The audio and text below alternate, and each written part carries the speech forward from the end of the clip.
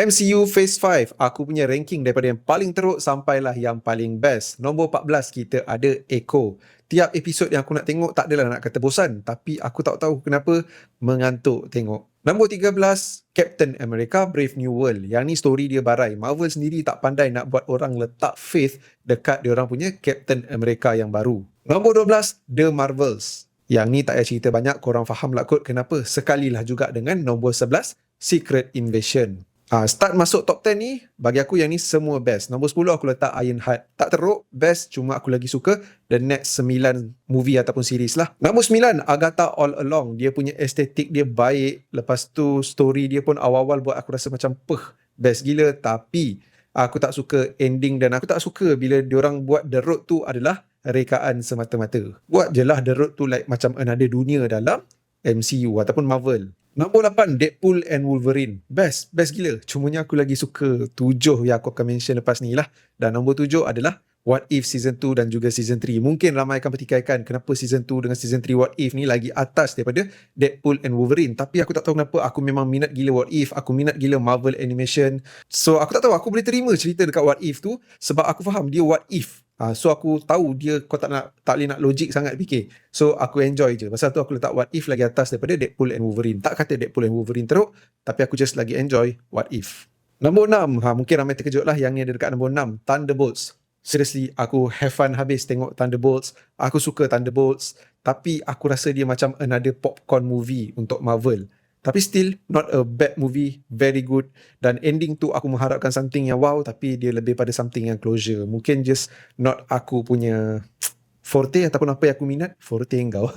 Nombor 5, ini confirm ramai terkejut aku letak setinggi ni. Ant-Man and the Wasp Quantumania. Aku tak tahu, aku suka gila Ant-Man and the Wasp Quantumania ni. It is a very good introduction untuk Kang. Tak kisahlah Kang kalah macam tu ke apa, sebab Kang ada ramai. Dan aku just rasa macam Ant-Man Quantumania ni berjaya buat aku tak sabar dengan Kang Dynasty. Tapi end up tak dapat benda tu. Aku rasa macam Kang ni boleh jadi villain yang aku minat dalam MCU. Tapi itulah, semuanya berpunca daripada Quantumania. Cumanya hopefully lepas ni kita akan dapat tengok Kang lagi dalam MCU. Nombor 4, Your Friendly Neighborhood Spider-Man. Macam aku cakap tadi, aku memang fanboy habis Marvel Animation punya projek. Favorite aku sampai sekarang, X-Men 97. Tak sabar nak tunggu season 2 tahun ni. Tapi Your Friendly Neighborhood Spider-Man pun akan dapat season 2 tahun ni juga. Nombor 3, kita ada Loki season 2. Tak payah cerita banyak, orang semua akan letak Loki dalam top 3 diorang untuk Phase 5. Confirm, Loki memang best. Nombor 2, Daredevil Born Again. Aku suka betul Daredevil. Aku rasa macam tak menyesal tengok Daredevil yang dekat Netflix. Lepas tu sambung pula ke Born Again. Dan sekarang ni ending dekat Born Again tu buat aku rasa betul-betul tak sabar untuk season 2. Dan kita akan dapat tahun ni. Aku tak sabar habis nak tengok Daredevil Born Again season 2 nanti. Dan nombor 1, Guardians of the Galaxy Volume 3. Aku punya favorite movie dalam MCU is always Guardians of Galaxy. Yang first, yang second dan juga yang third. Aku letak tiga movie ni top 5 dalam aku punya MCU top 5 ranking sekali dengan Endgame dan juga lain-lain lah.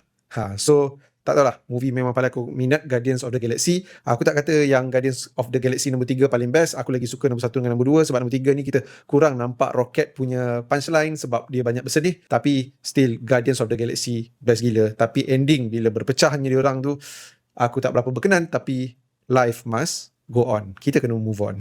Tiba. Itulah ranking aku. Cuba korang komen korang punya top 3 untuk Phase 5 MCU pula.